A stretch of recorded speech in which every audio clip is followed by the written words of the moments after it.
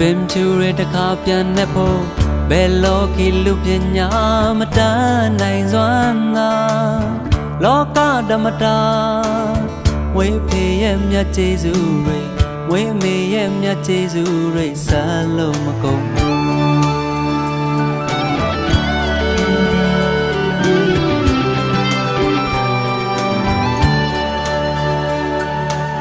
စပင်ဖြူရတခါပြန်နေဖို့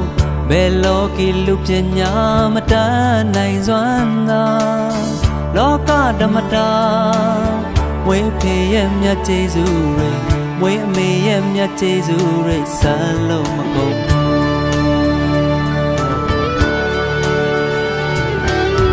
နာကိုရင်ဝင်နှွေးထွေးတဲ့မြေတာငါခဲသူတယောက်မှရှာတဲ့လုံးစားငါလိုက်အောင်မဲ့မိဘနှစ်ပါးတွေ့ရင်တော့ရှိသမျှအားနဲ့လုံးကျွေးမဲ့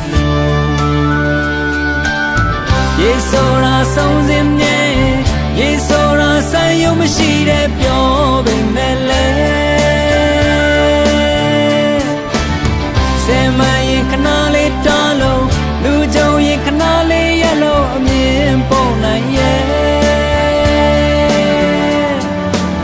တရားဓမ္မပွဲဝိုင်းလို့ရဲ့အရာတိုင်းမှာပြည့်စုံစွာထားနိုင်မို့ရာ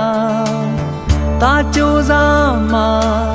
အမေရွာကိုနောက်ဆုံးမသွားခင်တရားရွှေရအောင်ငြိမ်းချမ်းမှုရသွားစေ